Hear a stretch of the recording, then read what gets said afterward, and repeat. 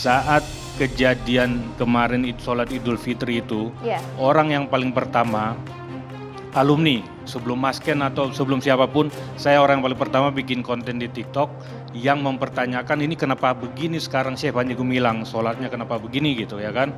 Majelis Ulama Indonesia pada hakikatnya sudah cukup lama melakukan pengkajian dan pendalaman. Dan hasilnya juga sudah ada, sudah dipublish juga sebenarnya ya, tahun 2002 yang menyimpulkan 6 hal. Yang kedua, tata cara salat dan saf salat serta mencampur adukan saf saf laki dan wanita. Ini jelas sangat menyimpang dari kaidah tata cara salat. Oleh karenanya Majelis Ulama Indonesia telah mengeluarkan fatwa. Tetapi kita punya banyak cara dan kita sudah berhasil masuk ke dalam dan memperoleh informasi-informasi memadai.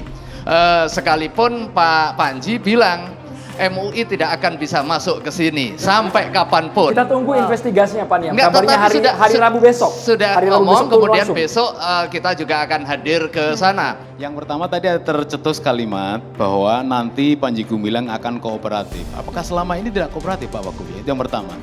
Yang kedua sebenarnya persoalan terberat apa untuk menangani Zaitun yang dianggap oleh masyarakat sesat dan pasti akan termunculkan peristiwa onar seperti kemarin itu Pak Wagub. Iya, Panji Gumilang itu kan dulu teman usaha dagang beras, beliau juga dagang beras juga gitu, dibawa ke Jakarta beli beras.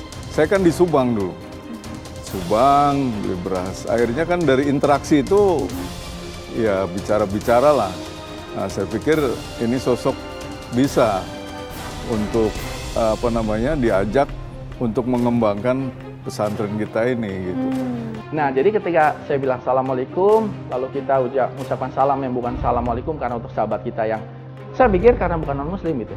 Cuman saya karena saya tidak terbiasa dalam bentuk menyanyi gitu loh. Jadi saya juga yang mungkin lagi viral itu katanya muka kebingungan. Iya, memang saya bingung karena biasanya maksudnya kalau apa ini gitu ya? Kan biasanya kalau pejabat itu kan langsung kan Assalamualaikum, salam sejahtera, terus salam kebajikan itu kan lempeng, habis itu kok diajarin nyanyi salam. Jadi begini, ada kalanya orang Indonesia ini kan orang yang sangat istilahnya orang Jawa itu ewu pakai ewu. Jadi Pak Panji Gumilang kan ini orangnya supel ya bergaul. Jadi dengan kesupelan bergaul ini ya dia mengundang pejabat, ya pejabat juga karena pergaulan, atas nama pergaulan dia datang berkunjung ke sana. Jadi hasil penelitian Majelis Ulama Indonesia tahun 2002 sudah jelas ya, sangat jelas dan akurat serta masih relevan dengan kondisi Al-Zaitun saat ini, yaitu bahwa yang pertama Mahat Al-Zaitun ini mengembangkan ajaran Islam yang menyimpang. Bingung karena mengajarkan salam yang bukan hanya Assalamualaikum saja, tapi otak saya berpikir cepat. Karena ini untuk sahabat kita yang lain. Saya pikir ini mungkin salam kayak salam sejahtera gitu-gitu loh. Saya ngerasa ini ada satu hal yang tidak biasa. Yang biasa terjadi di pesantren lain. Kan saya sering datang kunjungan ke pesantren, ini tidak biasa. Iya, kan dulu semua orang maklum. Sejak Wiranto bisa 100% dulu kan. Dan orang-orang umum di elit itu sudah, jangan mainin Zaitun loh. Itu kan punya Pak Kumis katanya gitu kan. Dengan kekuatan seperti itu dia berani sekarang.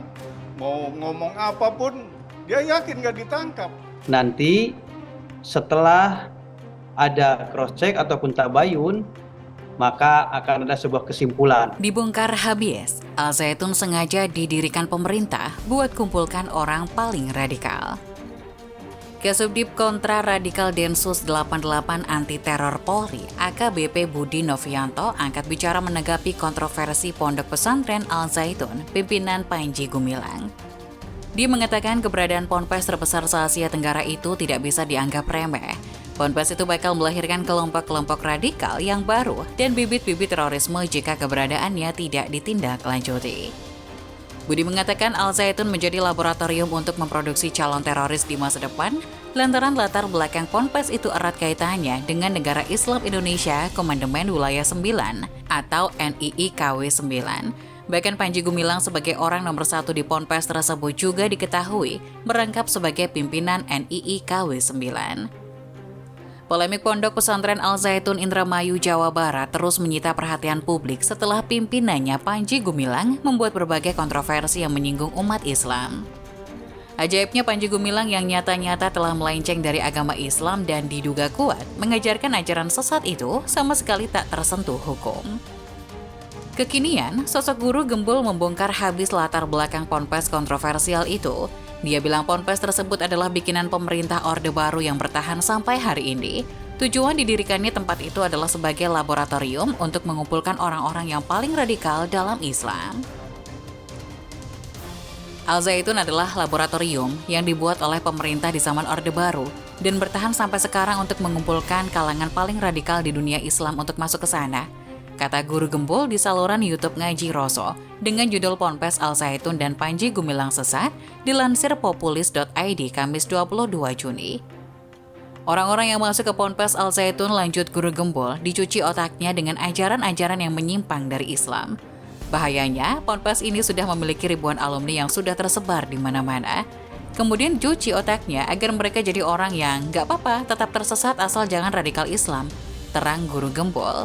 Guru gembul bahkan belak-belakan mengatakan peletakan batu pertama pendirian Ponpes Al Zaitun dilakukan oleh Presiden Soeharto ditemani sejumlah tokoh-tokoh penting pada masa Orde Baru. Setelah beroperasi, Ponpes tersebut juga banyak mendapatkan suntikan dana dari partai politik. Makanya, yang mendirikannya itu adalah Pak Harto, Pak Habibie, peletakan batu pertamanya itu Mbak Tutut, kemudian uang-uang dari partai politik masuk ke sana, terang guru gembul.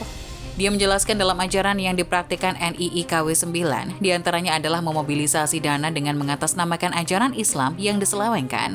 Selain itu, pada ajaran NII KW 9 ditemukan adanya penafsiran ayat-ayat Al-Quran yang menyimpang serta paham takfiri atau menghukumi kafir kelompok-kelompok di luar NII KW 9.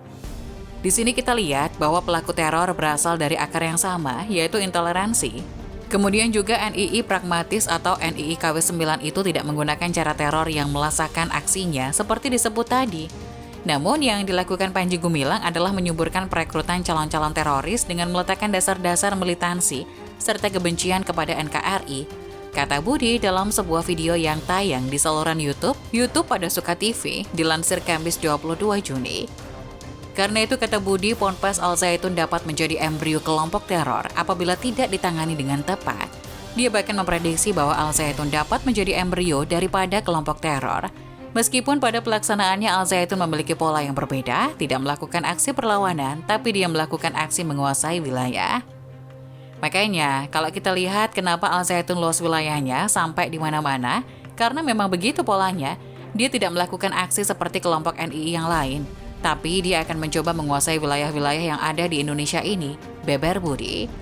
Lebih lanjut, Budi mengatakan bahwa orang-orang yang bergabung Al Zaitun dapat berpotensi bergabung atau direkrut oleh gerakan atau kelompok-kelompok teror. Karena itu menurutnya, perlunya segera pengawasan dan penyadaran kepada orang-orang yang bergabung di Al Zaitun. Menurut Budi, bila tidak adanya penyadaran dan pengawasan dikhawatirkan, orang-orang tersebut akan membentuk kelompok baru dengan nama berbeda namun memiliki tujuan yang sama.